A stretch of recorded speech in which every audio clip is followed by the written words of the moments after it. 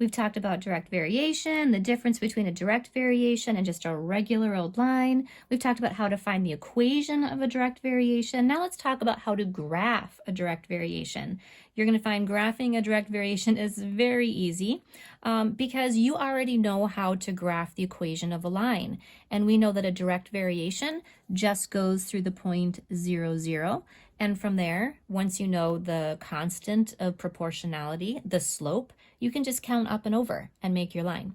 But even if you didn't know how to find the equation of a line, graphing a direct variation is super easy using an XY table. So I'm going to show you how to do an XY table just in case maybe you need to help someone else know how to do this and they don't know how to find the equation of a line. So again, steps, if you're a step person, start with your equation, y equals kx, where you actually know what your k value is, what your slope is. You're just going to make an xy chart, pick some easy x values, and just remember your x values are your independent variables.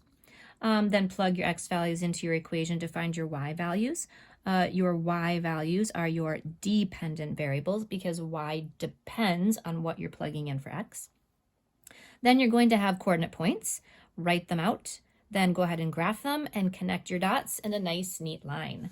So let's go ahead and do a quick example 1.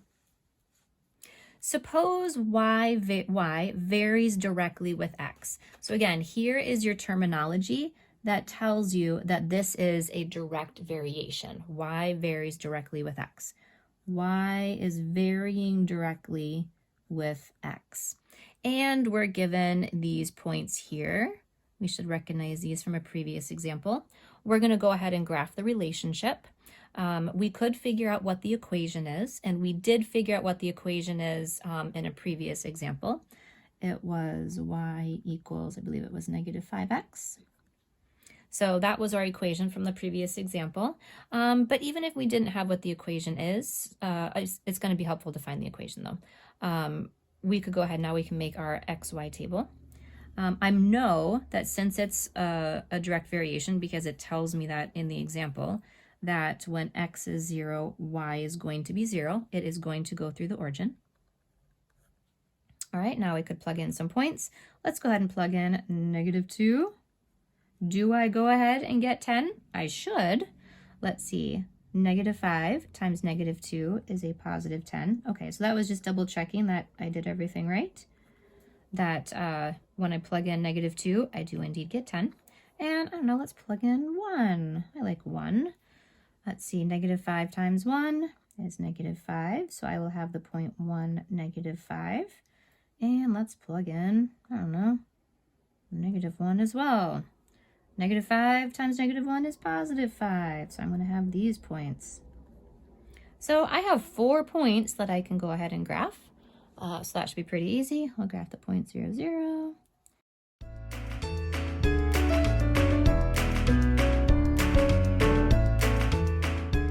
And there we go. All of my points line up in a line. And using what we've already known about graphing a line, I could just take a look at this. This is in my y equals mx plus b, my slope-intercept form. I know that I don't have a y-intercept, or my y-intercept is 0. And if I want to do the counting method, my slope is negative 5, which means I'm going down 5 over 1, down 5 over 1. So I could also graph the line that way. Let's go ahead and do an example that isn't, that's more of like a real world example, and see what this one looks like. The weight on the moon, which is going to be my y variable, varies directly, again, there's my clue that this is a direct variation, with the weight on Earth. Okay, so the weight of the moon, my weight on the moon, is going to vary directly with my weight on the Earth. So y is moon, my moon weight, and x is my Earth weight.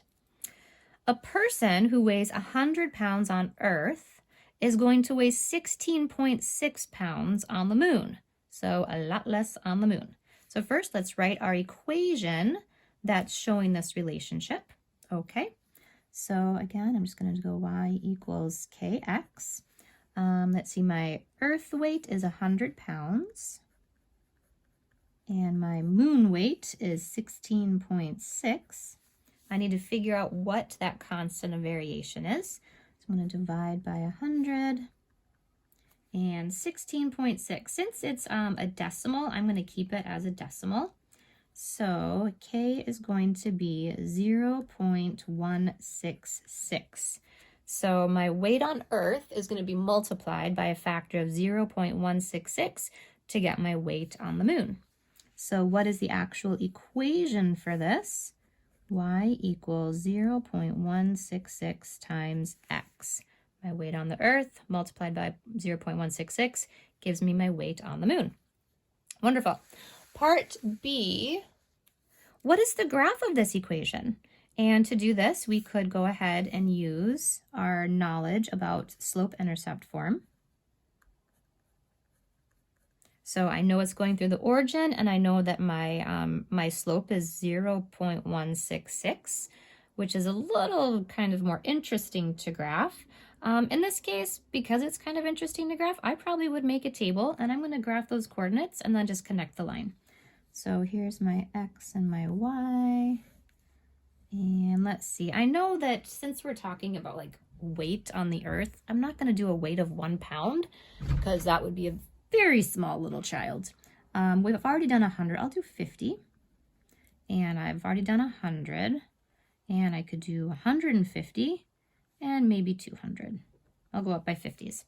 So let's go ahead and figure out, let's see, 50.166 times 50 pounds would give me 8.3 pounds. I already know that 100 pounds is going to give me 16.6. 150, let's see, 150 times 0.166 is going to give me 24.9. I could have also recognized that 50 to 150 is being multiplied by a scale factor of 3. So therefore 8.3 should be also multiplied by a scale factor of 3 to get me 24.9. So I could have done that.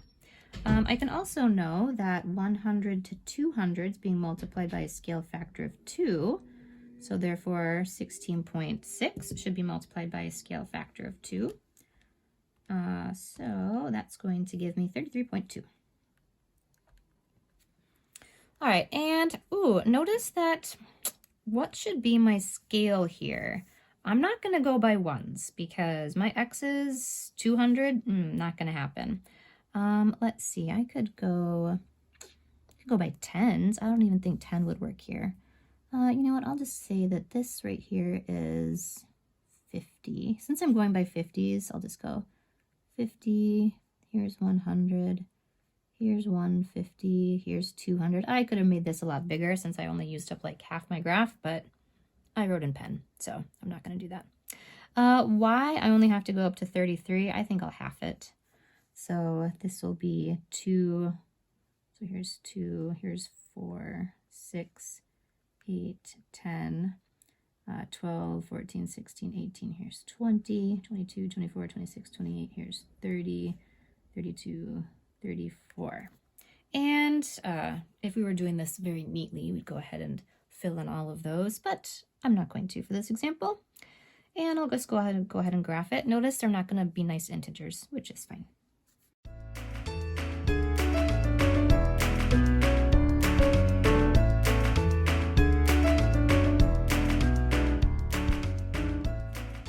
Go. There's my graph. Notice it is going through the origin because if I weigh 0 pounds on the Earth, I also weigh 0 pounds on the moon. And let's go ahead and use our graph. When a person weighs 125 pounds on Earth, what do they weigh on the moon? Well, I could use my graph and go approximately. Here's 125, and we're looking at approximately 20-ish pounds, but I can go ahead and use my 6. I can use that, and 125 pounds on Earth, that's my X value. To figure out my Y. And that would be 20.75 pounds, which makes sense from my graph. So that is how you can use direct variation in a more real world or moon world example. Pause the video now and go ahead and do numbers 1 through 4 as practice, and then check your answers. And then we'll meet back together and we can do number 5 as an additional example since it's a word problem.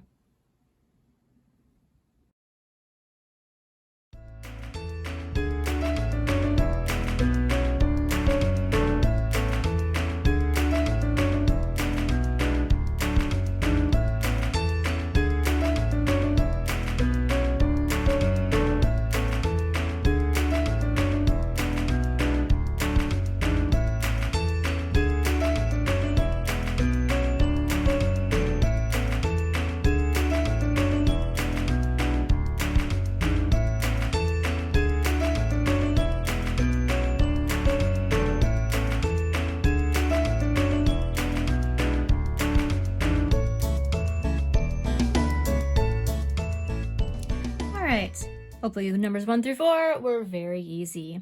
Let's go on with number 5. Number 5 is a bit different just because it's a word problem and we're not given what our equation is, and we're also given some different things. We have to figure out what different variables are. So the distance d, so all of a sudden we're not using x and y. The distance d that you bike varies directly, keyword, this is a direct variation, with the amount of time t that you bike. So obviously, the more time that you bike, the farther that you go. Suppose that you bike, and I'm going to change this value here just to make the numbers a little easier. Suppose that you bike 13.25 miles in 1.25 hours. What is the equation that relates d and t? Basically, that's saying what is our constant of variation? What's our slope? And here's our hint. We have to determine what's the independent and what is our dependent variable, because that's going to help us figure out what our equation is. So one thing that's going to be helpful for me is taking a look at the wording of the problem. The distance d that I bike varies directly with the amount of time that I bike. Basically, it kind of goes in order. And let's see if that makes sense. This right here, because if I were to rewrite this as y equals kx, using x and y as my variables, like we're kind of used to, x is going to be my independent variable, and y is going to be my dependent variable. Y depends on what I plug in for x. So does that make sense here? Is time independent? And is distance dependent on time? And yes, it is. My distance depends on how much time I bike. So this order makes sense here. My distance equals my constant of variation times my time. That's kind of point 1, just figuring out what is going to be your independent and what's your dependent variable, because it makes a difference in what order that you put them in.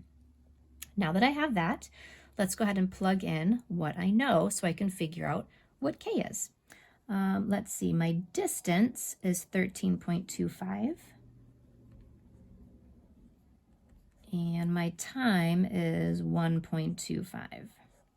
Now I can go ahead and divide to find what k is. So 13.25 divided by 1.25 is 10.6. And that is distance divided by time. That's basically miles per hour. So I'm traveling 10.6 miles for every hour that I'm biking. And if you went ahead and solved this for 13.2, you would still get around 10. It would just be not quite as nice of a number. That's fine. Okay. Oh, but I don't have an equation yet. I need to write an equation. My equation is in this form. My distance equals my constant of variation times my time. So here's my equation. And what is the graph of the equation? 10.6, that one's not going to be so easy to do using my slope, like count up and over. So I'm just going to make a quick XY table. Actually, it's technically a DT table. This would be my time, and this would be my distance. And let's plug in some numbers. Let's just go 1. If 1, then I have 10.6. And if I travel 2 hours, then I have 10.6 times 2. 21.2, and I could go further on if I wanted to, but I'm not. Notice in this case, we have like negative values in our graph, but we're not going to really use them because I'm not going to be traveling negative time or going negative distance. So let's see. I'm going to go up by 1s, and I'm going to go up by 2s because 21.2, I'm not going to get that here. Actually, I'm not going to go up by 1s. I'm going to go up by 1, 2, 3, 4. This is going to be 1 value, and this is 1, 2, 3, 4. This is going to be 2, I think. And then this is going to be 2, 4, 6, 8, 10. Oops, and I'll go up a little bit. All right, so 1 is going to be 10.6. Here's 10, about right there. And 2 is going to be a little higher, about right there. And obviously I have the 0.00. And I'm not going to graph down here because I don't have negative values. So here is the graph of my equation. Yours might look a little bit different depending on what scale factor you chose for your x and your y-axis, but generally speaking, there you go. Go ahead and work on the remaining problems in this section and then check back with your answers.